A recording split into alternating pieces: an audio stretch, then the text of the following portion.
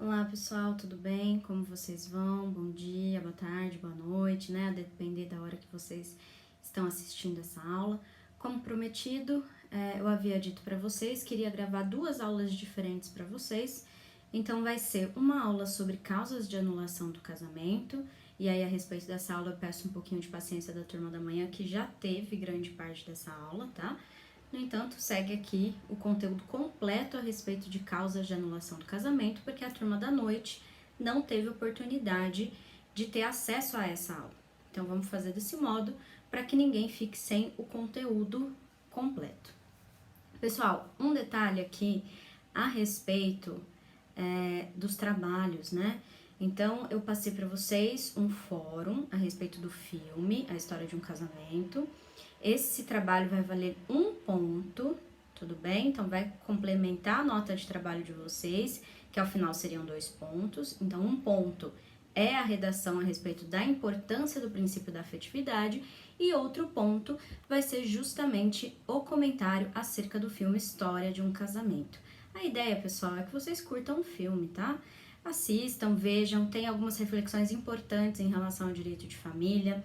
A atuação dos advogados eu acho que é essencial para vocês darem uma olhada. É bastante interessante ver como que os advogados, em alguns momentos, podem ser piores, né? Piores do que os próprios clientes, podem aumentar a hostilidade entre o casal. Então isso é muito importante da gente averiguar em relação a esse filme. Todos os prazos, pessoal, todos, foram prorrogados para o dia 8/4. Então, a entrega tanto do fórum quanto em relação ao texto da importância da afetividade vão ser entregues todos no dia 8/4 por enquanto, tá? Essa alteração foi dada por conta da orientação que a reitoria passou para nós, professores, de que os prazos deveriam ocorrer fora desse período de férias. Então, assim que as aulas retornarem. Como vocês sabem, em tese, as aulas retornam após o dia 7, né? Então, vai ter 15 dias de férias aqui para os funcionários da Unifev, para os professores, até o dia 7 de abril. Após esse período, em tese, as aulas retornariam. Obviamente que essa decisão foi tomada na semana passada e a gente ainda não sabe se ela vai perdurar, pode haver prorrogação desse período de férias, tudo bem? Mas se houver, vocês serão os primeiros a serem comunicados, certo? Então, por isso, todos os prazos para todo mundo, eu sei que no final das contas parece que uma das turmas ficou com prazo diferente da outra, né? Mas, pessoal, foi erro aqui da plataforma, eu achei que eu havia modificado, mas acho que não havia, eu não salvei a data e aí não apareceu para outra turma, tá? Mas todo mundo, todos os trabalhos, modificados ou não, caso ainda não estejam modificados, me avisem, mas todos para o dia 8 de abril, tudo bem? Sem sombra de dúvidas em relação a isso. Antes da gente começar exatamente a entrar no assunto, eu queria conversar de vocês sobre algumas questões importantes sobre a Covid-19 e o direito de família. Né? Apesar da gente estar vendo uma discussão muito maior a respeito da Covid na questão dos contratos, o que é interessantíssimo, né? A gente está falando aí de questão de caso fortuito ou força maior, se é possível a continuação desses contratos, por exemplo, de transporte aéreo em situações normais. A gente sabe que aqui a gente não está tratando de uma situação normal, mas totalmente excepcional, e a alteração desses contratos se fez necessária, né? A gente viu que teve, inclusive, medidas para que as companhias aéreas tivessem que ressarcir os consumidores. Obviamente que não vai ser um ressarcimento em devolução do dinheiro, mas sim remarcação das datas das viagens no prazo de 12 meses. Obviamente que essas medidas aí são controversas, né? Mas acredito que vocês estão acompanhando pela internet. Temos muitos professores bons fazendo muitas lives a respeito dessas consequências da Covid em relação aos contratos. Mas outras questões que a gente precisa conversar, que serão interessantes para a gente aqui na parte do direito de família, são as relações de família e a Covid-19. Então, como que vai ficar as situações, por exemplo, das visitas aos menores? Então, vai ser possível o exercício de visita aos menores agora, nesse período em que a gente precisa ter o isolamento? Quais as medidas que vão ser tomadas, né? Não tem nenhum tipo de previsão a respeito disso nos acordos judiciais, né? Se numa pandemia acontecer, o que vai ser feito. Mas o entendimento é, pessoal, e principalmente agora nesse momento, em relação às visitas, a gente tem que suspender esses direitos de visitas até que essas medidas de isolamento sejam afastadas, né? A gente viu que o governador aqui do estado de São Paulo já decretou a emergência, já vai fechar a maioria dos estabelecimentos a partir de amanhã, terça-feira, dia 24. Então, as medidas ainda estão sendo tomadas. A gente sabe que o pico dessa doença vai se dar lá para meados de abril. Então, ainda tem muita coisa para acontecer. Algumas medidas interessantes, até enviei um texto para vocês a respeito disso, são de alguns juízes que estão soltando o devedor civil de alimentos justamente pelo risco que as pessoas encarceradas correm muito maior, um risco muito maior, de contrair o vírus da Covid-19. Então, isso também é uma medida bastante interessante e também fora da normalidade, né? A gente sabe que aquele que não paga os alimentos devidos ao filho menor, ele pode sim sofrer como sanção a prisão civil do alimentante. E essa é a única hipótese de prisão civil que resta no nosso ordenamento jurídico hoje, né? Então, apesar da Constituição trazer a possibilidade de prisão civil do depositário infiel, a gente sabe que essa possibilidade não existe mais por questões aí relacionadas ao direito internacional, a tratados internacionais que foram recepcionados pelo Brasil. Então, hoje, a única possibilidade é a prisão civil do alimentante, que agora, nessa situação de pandemia, nós teremos também alguns problemas em relação ao cumprimento dessas medidas. E aí, a gente também vai ter problemas em relação agora à continuação do pagamento dos alimentos. O que vocês pensam a respeito disso, né? Eu deixei fóruns abertos justamente para a gente discutir a respeito dessas consequências. Como que vai ficar? Porque muitos ficarão sem emprego. Os autônomos ficarão sem possibilidade de trabalhar. E aí, como que vai ficar? Em situações de desemprego comum, o que é adotado? Desemprego comum não exonera devedor de alimentos. Esse é o entendimento pacífico da jurisprudência. Então, não é porque está desempregado que não tem que continuar arcando com os alimentos. Precisaria entrar com uma ação nova para pedir exoneração desses alimentos, o juiz verificar que realmente, apesar de estar desempregado, não está exercendo nenhuma atividade, porque às vezes não tem emprego formal, mas tem emprego informal, né? Então, essa obrigação de alimentos, pelo mero desemprego, ela não acaba. E agora, nessas situações novas, em que a gente tem uma situação de isolamento da população e uma situação que pode sim ser agravada, né, de inclusive profissionais autônomos e informais não ter mais como trabalhar. Então, são todas essas questões que vão aparecer no judiciário assim que esse isolamento parar. E a gente vai ter que ter respostas para isso, né? Apesar de a gente ainda não ter tratado propriamente de pensão alimentícia, a gente vai conversar disso mais para frente.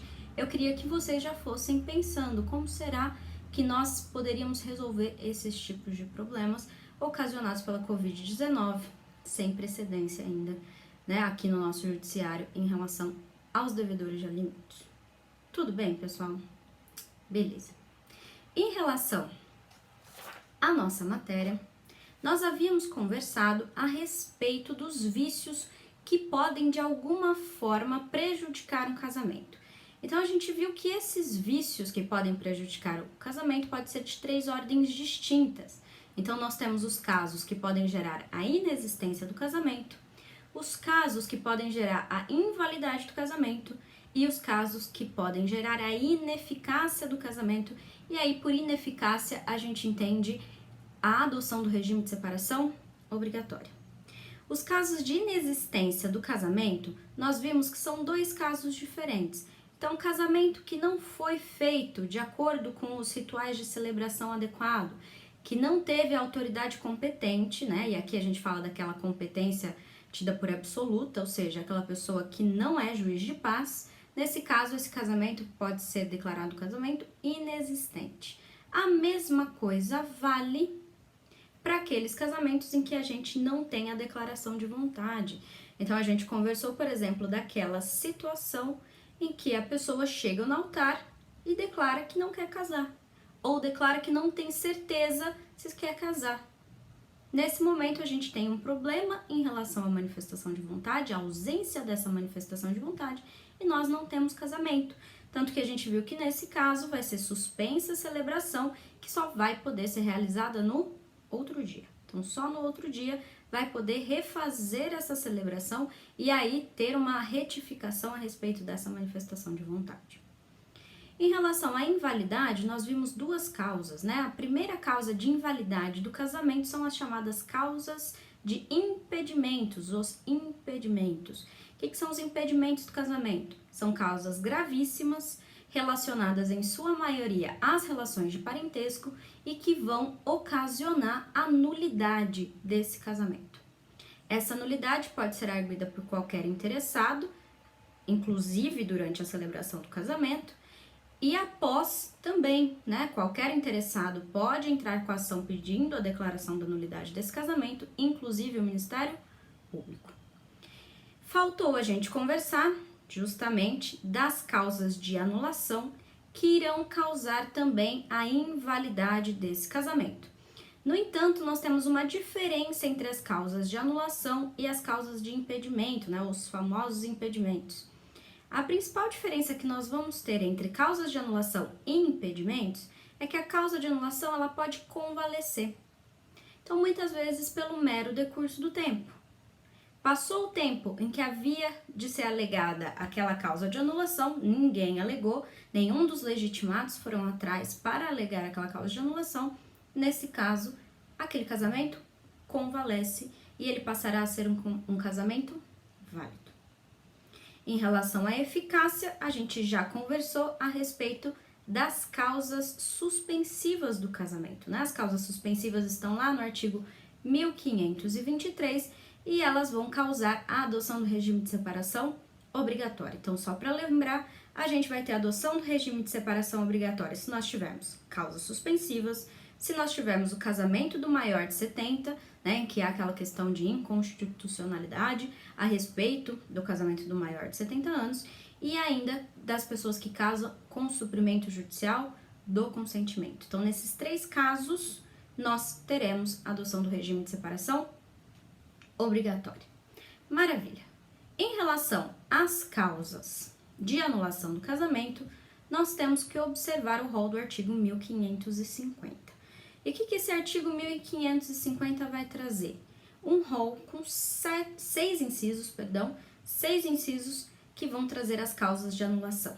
Primeira observação que nós temos que ter é que esse rol trata-se de um rol taxativo, né? Nós estamos falando aqui em possíveis sanções, em limitações da autonomia privada, e sempre que a gente falar disso, os róis serão taxativos, ok? Beleza.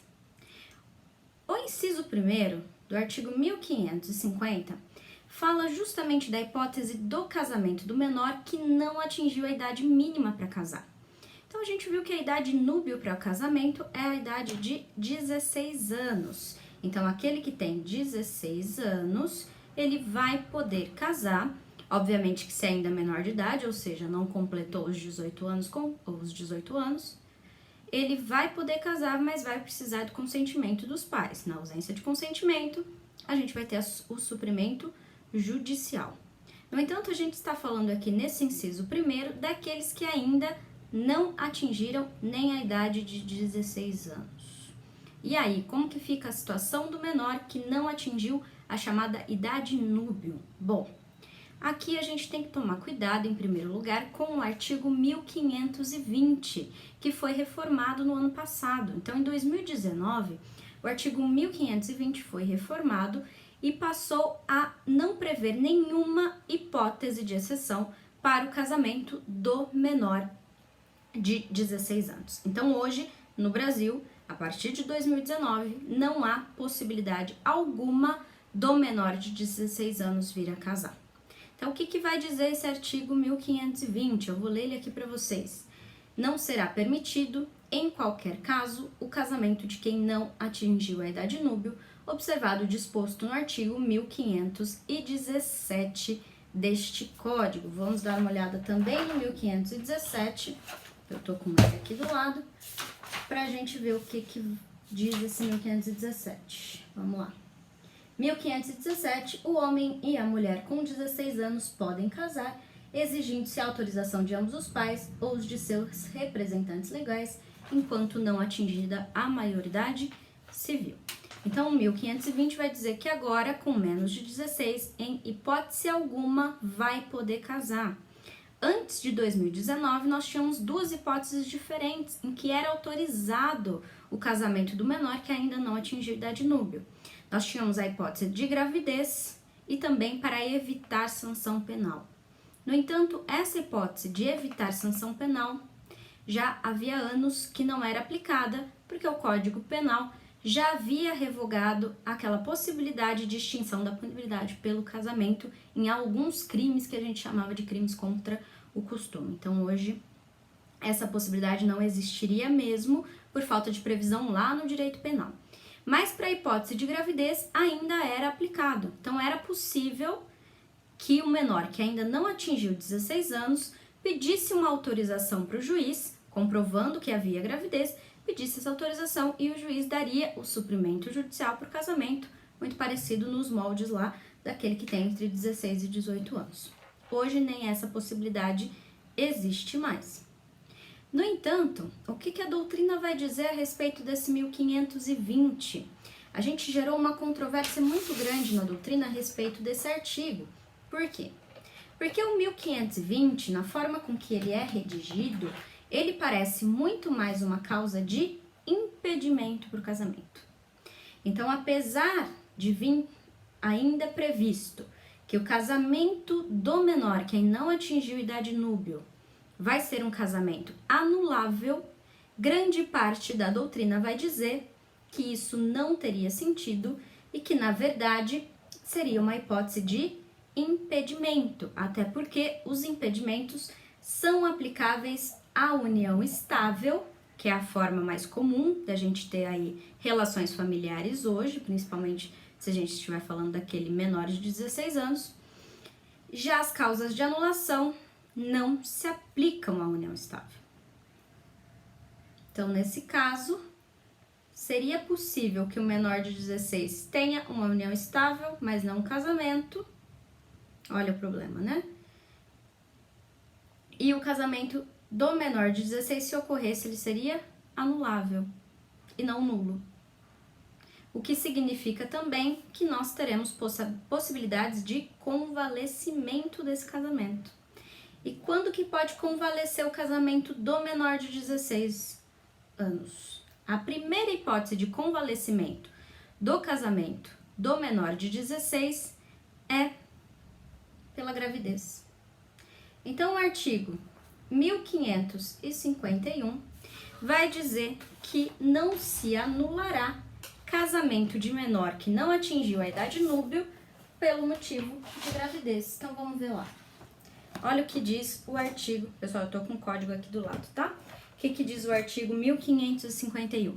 Não se anulará por motivo de idade o casamento que resultou gravidez. Então, nesse caso, não seria possível e haveria o convalescimento do casamento do menor de idade núbil pela gravidez. Outra hipótese em que a gente teria o convalescimento do casamento do menor, que ainda não atingiu a idade núbil, será se essa anulação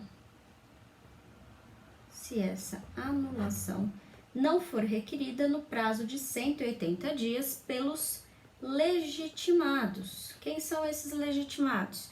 Pessoal, os legitimados estão lá no artigo 1552. Olha lá. A anulação do casamento dos menores de 16 anos será requerida pelo próprio cônjuge menor. Então, pode o menor requerer a anulação do seu casamento. Inciso 2. Por seus representantes legais. Então, os representantes legais do menor também vão poder requerer a anulação desse casamento. E, por fim, os ascendentes do menor também podem requerer esse casamento. Só que cada um desses prazos aqui vai se contar diferentemente. Então, para o menor, vai contar o prazo a partir do momento que ele fizer 18 anos de idade. E para os representantes e ascendentes, a partir da celebração do casamento. Então, a gente tem prazos contados de forma diferente. Só que esses prazos são de 180 dias. 180 dias contados da celebração ou 180 dias contados da maioridade. Nesse caso, passou esse prazo sem ninguém requerer a anulação do casamento, esse casamento convalesce. E uma terceira hipótese é a possibilidade de confirmação desse casamento. Então, assim que o menor atingir a idade de 16 anos, ele pode confirmar, obviamente, né? Que se ele ainda não é maior de idade, ele precisa do consentimento dos pais, do auxílio dos responsáveis legais, mas ele pode confirmar esse casamento. A partir do momento que ele confirma o casamento, é impossível anular. É impossível anular. Tudo bem, gente, em relação ao casamento daquele que não atingiu a idade núbio? Tranquilo, né? Pessoal, as dúvidas de vocês podem deixar no fórum, tá? Então, aquilo que não ficar claro aqui em relação à aula, vocês podem deixar no fórum, não precisa se identificar. Eu não sei se eu pus o fórum para ter identificação ou não. Enfim, se o fórum tiver para identificar e vocês preferirem que ninguém veja, né, que vocês que estão mandando a mensagem, vocês podem mandar por e-mail e tudo mais. A não ser que vocês tenham um problema que eu veja quem está mandando a mensagem, né? Mas aí, então, depois eu vejo de alterar o fórum para não ficar o nome de vocês, tá bom?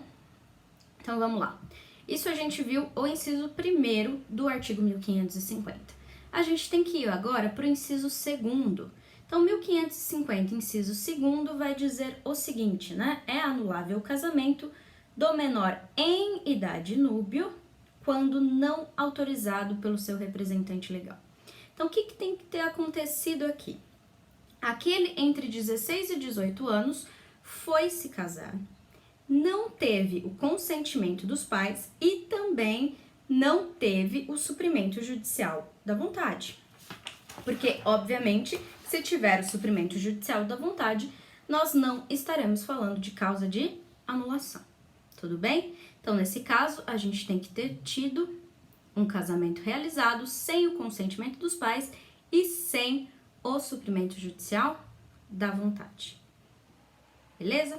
Aqui também, pessoal, pelo artigo 1555, também teremos o prazo de 180 dias para requerer a anulação desse casamento. Vamos dar uma olhada no artigo 1555.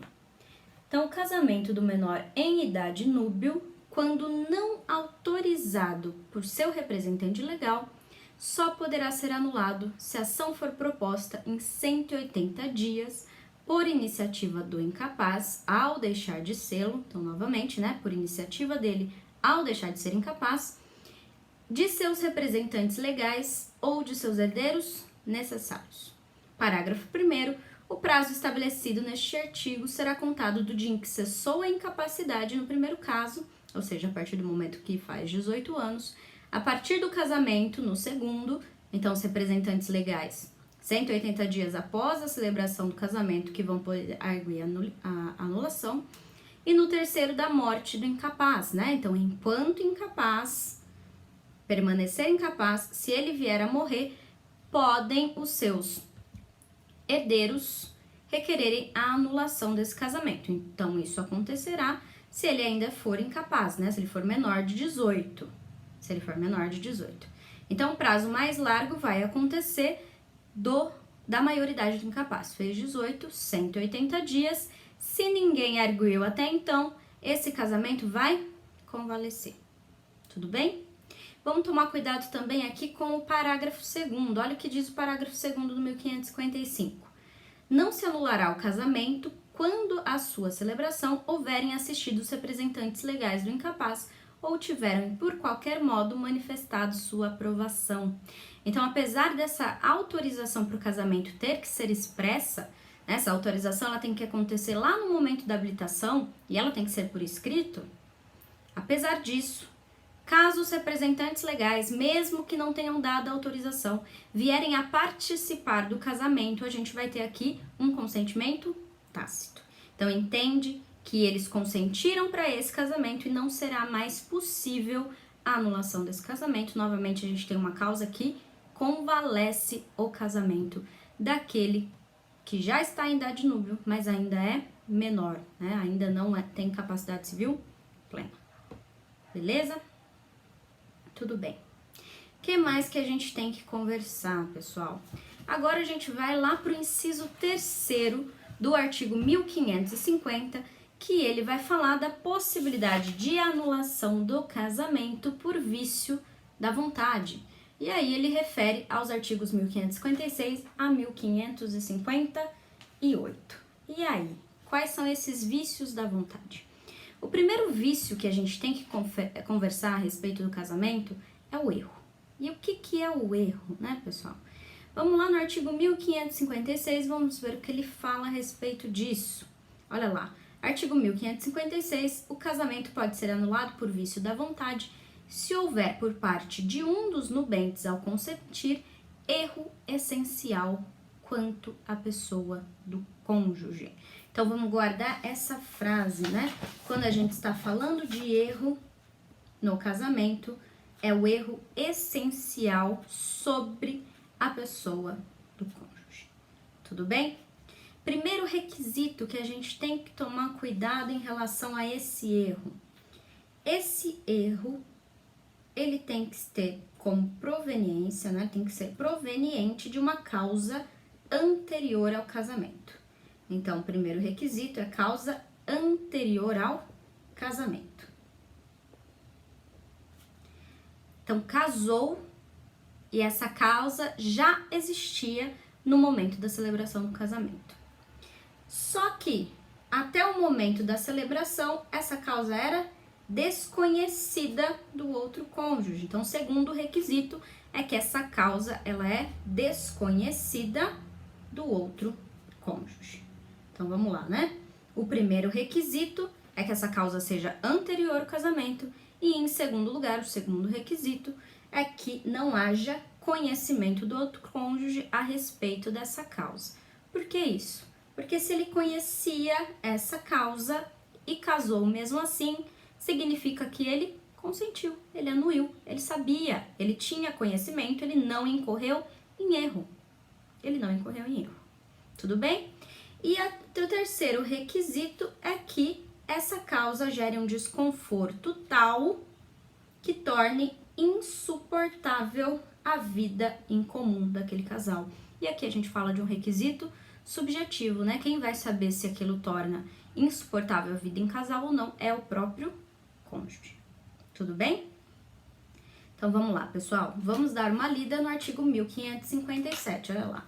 Considera-se erro essencial sobre a pessoa do outro cônjuge 1. O que diz respeito à sua identidade, sua honra e boa fama, sendo esse erro tal que o seu conhecimento ulterior torne impossível a vida em comum ao cônjuge enganado. Esse inciso primeiro, pessoal, muitas vezes ele é tratado, por exemplo, naquelas situações em que a gente tem um cônjuge, por exemplo, né, que anteriormente ao casamento se dedicava à prostituição.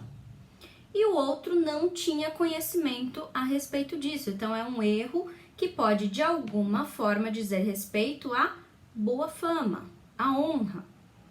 Se essa pessoa vem a descobrir que casou e o seu cônjuge tinha esse tipo de atividade antes do casamento, nesse caso, e se isso se tornar a vida deles insuportável, então para ele esse erro for essencial, que torna a vida deles insuportável a partir dali, é possível a anulação desse casamento. Tudo bem? Então vai ser possível a anulação desse casamento por esse inciso primeiro do artigo 1557. Beleza? Certo. Inciso segundo, vamos lá, 1557, inciso segundo. A ignorância de crime anterior ao casamento que, por sua natureza, torne insuportável a vida conjugal. O que a gente está falando aqui? Por exemplo, né, os crimes contra a dignidade sexual são crimes que vão poder ensejar a anulação do casamento. Então, a pessoa se casa com uma pessoa que anteriormente ao casamento havia cometido um estupro de vulnerável, por exemplo. Né? Aquilo para ela torna a vida em comum insuportável. E ela poderia pedir a anulação desse casamento com base no inciso segundo do artigo 1557. 1557. Tudo bem?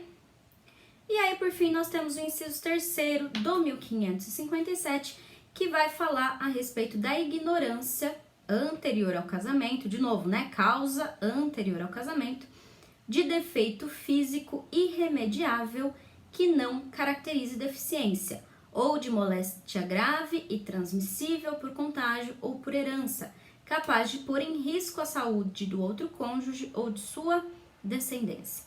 Então aqui muitas vezes nós estamos falando, quando dizemos respeito de doença, né, de doenças que são sexualmente transmissíveis, né, que possam passar inclusive para eventual prole, se encaixariam aqui no inciso 3º, desde que aquele que se casou não tenha conhecimento dessa doença, né, de que o seu cônjuge tem aquela doença, é portador daquela doença antes do casamento. Tudo bem? Então os requisitos aqui valem para todos os incisos. Além disso, a gente precisa conversar aqui sobre defeito físico, sobre duas formas diferentes de impotência. Então nós temos a chamada impotência coeunde, tá lá no material de vocês, tudo bem, pessoal? Impotência coeunde e impotência generande. A impotência generande é a impossibilidade de ter filhos. Então, aquele que já sabia anteriormente ao casamento que nunca poderia ter filhos, veio a se casar e não contou essa informação para o seu cônjuge. E aí, pode o cônjuge, após a descoberta dessa informação, se ainda estiver ali no prazo, né, de pedido de anulação de casamento, vai poder anular o casamento porque o outro é infértil? Vamos dizer assim, né? Porque há a presença dessa impotência generande, dessa incapacidade de gerar. É possível? O que a jurisprudência tem entendido, pessoal? Não é possível. Então, a impotência generande não é fundamentação idônea, não é causa idônea para gerar a anulação do casamento. Esse é o entendimento jurisprudencial atual. No entanto, a impotência coeunde, que aí sim é a impotência sexual, desde que naqueles requisitos que a gente falou, né, seja anterior ao casamento, não aquela que ocorre após o casamento, anterior ao casamento, o cônjuge não tenha conhecimento e para ele aquilo torne a vida incomum, insuportável. Então, essa impotência vai poder gerar, sim, a anulação do casamento. Tudo bem, gente? Então, essa pode gerar a anulação do casamento. Então, vamos conversar a respeito do prazo agora. O prazo vai estar previsto no artigo 1560, que eu vou ler para vocês aqui. O prazo para ser intentada a ação de anulação do casamento, a contar da data da celebração, é de, inciso 3º, 3 anos, nos casos do inciso 1 a 4 do 1557, que foram as 3 hipóteses que a gente falou, porque o inciso 4º do 1557 foi revogado. Tudo bem? Então, a gente só tem essas 3 hipóteses agora. Então, o prazo é da celebração do casamento, 3 anos após a celebração do casamento. Outro detalhe, pessoal, só o cônjuge que incidiu em erro que pode requerer essa anulação. Então, aqui a gente não tem outros legitimados, só o próprio cônjuge. E isso está no artigo 1559. Vamos dar uma olhada lá, ó.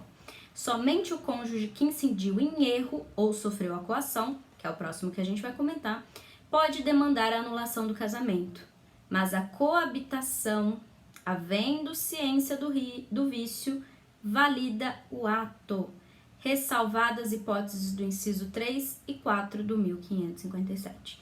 Então, vamos tomar cuidado com isso, porque existe a possibilidade de convalidação. Quando que a gente vai ter convalidação? Bom, primeiro caso, decurso do prazo dos 3 anos, sem ninguém arguir a causa de anulação, perdão. Sem ninguém arguir a causa de anulação. E a outra possibilidade é quando há o conhecimento do vício, a ciência do vício, e continua havendo a coabitação, exceto no inciso 3º, que fala de defeito físico irremediável e moléstia grave transmissível. Tudo bem, pessoal? Então, a gente viu aqui, em relação ao inciso 3º, a hipótese de erro. Falta a gente conversar, ainda estamos no inciso 3º do 1550, e a gente precisa conversar agora de uma outra modalidade de vício. Então, além do vício da vontade pelo erro, a gente também tem a coação. E aqui, pessoal, a coação é bem fácil, né? Sempre que a gente tiver ameaça, e seja essa coação física, seja essa coação moral, a gente vai ter aqui um casamento passível de anulação. Mesma coisa, né? O que a gente tem que tomar cuidado? Muito parecido com o erro nos requisitos, né? Nos requisitos eu quero dizer, nos legitimados, perdão. Nos legitimados, então só o cônjuge que foi coagido vai poder alegar a causa de anulação, a coação como causa de anulação. Outro detalhe também é que a coabitação, havendo ciência do vício, convalesce aquele vício, né? Então, casei coagida, sabia disso desde a celebração, mas coabitei com o cônjuge da mesma forma. Nesse caso, significa o quê? Que eu, ao final das contas, consenti e convalesce aquele casamento, mesmo que ele tenha tido vício de anulação. Em relação ao prazo, ele está lá no 1560, inciso 4º, que vai falar que no caso de coação tem o prazo de 4 anos a contar da celebração do casamento para requerer a anulação desse casamento, tá? Então, a partir da celebração, prazo de 4 anos para requerer a anulação do casamento apenas pelo cônjuge que foi coagido. Tudo bem, pessoal? Então, esse é o inciso 3º do artigo 1550. Então, nós temos que ir para o inciso 4º do 1550. Vamos lá.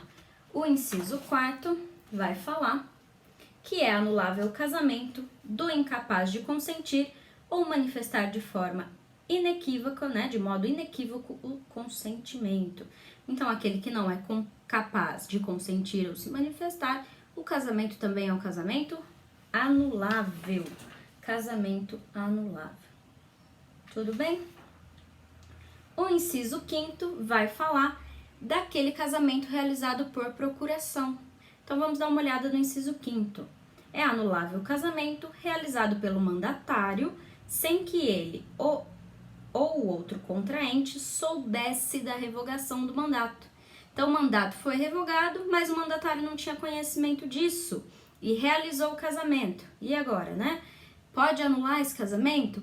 Pode. Só que qual é o requisito? É o que a gente tem que ver aqui no finalzinho do 1550, inciso 5º. Não sobrevindo coabitação entre os cônjuges. Então, essa hipótese do inciso 5º, ou seja, do casamento realizado pelo mandatário, em que tenha havido a revogação da procuração, ele só será anulável se não tiver coabitação posterior do cônjuge, porque caso haja, esse casamento convalesceu e não vai ser possível mais ser anulado. Tudo bem, gente? Tá aqui? Tranquilo? Beleza. Além do inciso 5º, agora a gente tem que falar do inciso 6º, que é a última hipótese de anulação. A gente conversou já dela um pouquinho quando falamos da celebração do casamento. O inciso 6º vai falar que é anulável o casamento por incompetência da autoridade celebrante. E a gente disse, né, que quando a gente trata de incompetência da autoridade celebrante, nós temos duas situações. Aquela autoridade celebrante que é totalmente incompetente, ou seja, né, um juiz de direito que vai realizar um casamento, ele é totalmente incompetente, não pode realizar o casamento em lugar algum da Federação Brasileira. Nesse caso, a gente fala de casamento inexistente, que é uma hipótese diferente desse inciso 6º aqui. Esse inciso 6º fala daquele que é juiz de paz, mas ele poderia atuar, por exemplo, só no estado de São Paulo, e ele realiza um casamento no Maranhão. Nesse caso, a gente tem uma hipótese de casamento anulável.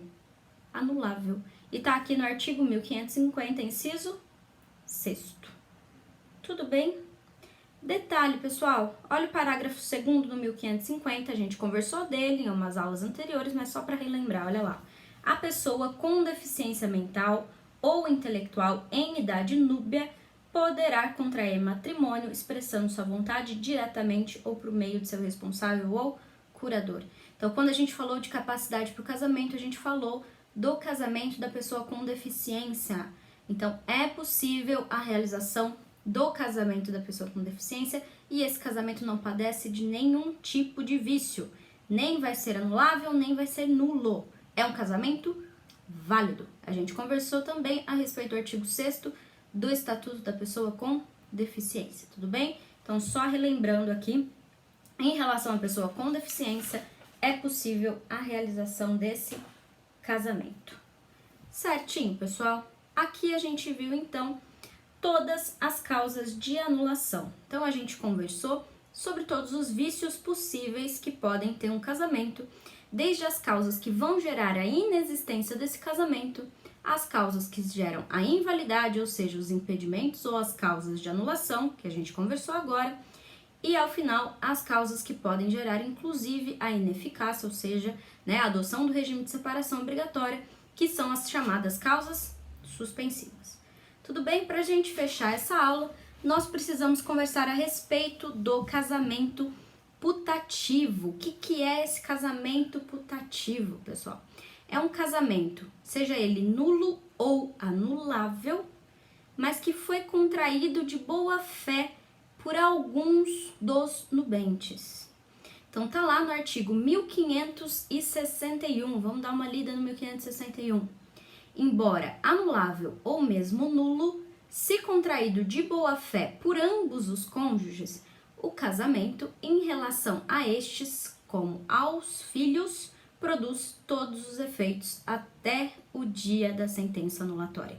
Então a gente vai ter um efeito muito parecido com o do divórcio. Até o dia da sentença anulatória, nós teremos divisão de bens, de patrimônio, o regime de bens se aplica. Em relação aos filhos não haveria nem dúvida, Se nulo, se anulável, não importa. Em relação aos filhos, sempre teremos o reconhecimento de paternidade, se for o caso, a necessidade de prestação de alimentos, enfim, Isso tudo não vai modificar em relação aos filhos. Mas em relação ao outro cônjuge, aquele casamento, se por ele foi contraído de boa fé, se ele não tinha conhecimento do vício, por exemplo, a gente vai aplicar os efeitos aqui do chamado casamento putativo e para ele vai valer como se fosse um divórcio. Tudo bem? Tranquilo, gente? E aí aqui os parágrafos 1º e 2º vão trazer essas ideias, Se um dos cônjuges estava de boa fé ao celebrar o casamento, seus efeitos civis só a ele e aos filhos aproveitarão. E o parágrafo 2º, se ambos estavam de má fé ao celebrar o casamento, os seus efeitos civis só aos filhos aproveitarão. Quais são os casos clássicos aqui, Então vamos pensar lá na hipótese de impedimento que a gente conversou sobre o casamento de pessoas já casadas. Então, pessoas já casadas não podem contrair um novo casamento. E se contraírem um novo casamento? A gente conversou que essa segunda relação, mesmo que estável, mesmo que na presença de filhos, é considerada pelo direito civil como uma relação de concubinato. Então, essa segunda relação, ela é uma relação de concubinato. Só um minutinho, pessoal. Ok. Só que a gente vai ter uma diferença se esse cônjuge estava de boa fé ou se estava de má fé. Então, vamos supor que o João casou com a Maria e após o casamento com a Maria, o João quis casar com a Luzia. Então, o João, ele era casado com a Maria, não separou da Maria e se casou com a Luzia. A Luzia não tinha conhecimento desse casamento anterior do João. Então, a Luzia estava de boa fé. Nesse caso, para a Luzia, serão mantidos todos os efeitos do casamento até a declaração de nulidade desse casamento. Por quê? Porque ela não tinha conhecimento. Então, para ela, vai ser um casamento putativo. O que é um casamento putativo? Um casamento imaginário. Ela acreditava que estava casada. Para ela, não tinham impedimentos para o casamento. Então, nesse caso, os efeitos para ela serão válidos, como vai dizer o artigo 1561, parágrafo 1º. Agora, se Luzia estivesse de má fé, muda? Muda, porque se ela estivesse de má fé e ela tem consciência, então, de que o João já era casado com a Maria, nesse caso, esse casamento também será declarado nulo, mas ela não terá nenhum efeito. Volta ao estado em que estava antes. Eu não tenho partilha de bens aqui. Isso é importante. Em ambos os casos, se tiveram filhos, para os filhos não importa. Tudo tudo bem, pessoal? Filho sempre vai ser considerado filho. A gente já conversou a respeito disso quando falamos lá do princípio da igualdade entre os filhos. Então, independente se os filhos vêm de um casamento que for declarado nulo, independentemente, os filhos manterão todos os direitos. Tudo bem, pessoal? Então, por hoje a gente fica por aqui. Eu espero que vocês estejam bem, que estejam aproveitando a quarentena para colocar os estudos em dia, né? Eu sei que não é exatamente fácil ficar o dia inteiro em casa, mas eu espero que todos estejam bem, espero que isso passe logo e que a gente não tenha aí, né, problemas maiores em relação a isso. Eu sei que é uma medida difícil para todo mundo, mas que é totalmente necessária, né? Uma questão de saúde pública. Assim que eu tiver mais alguma definição, que eu souber de mais alguma coisa, eu passo para vocês, tudo bem? Então, em relação a prazo, se alguma coisa vai mudar, tudo fica ainda um pouco incerto, tá? Bom, o que eu sei é que ainda eu vou gravar para vocês uma aula a respeito de regime de bens. Então, vão ser essas duas aulas, causas de anulação do casamento e regime de bens, para que vocês possam estudar nesse período da quarentena. Tudo bem, pessoal? Um abraço, espero que todos estejam bem e até a próxima. Tchau, tchau.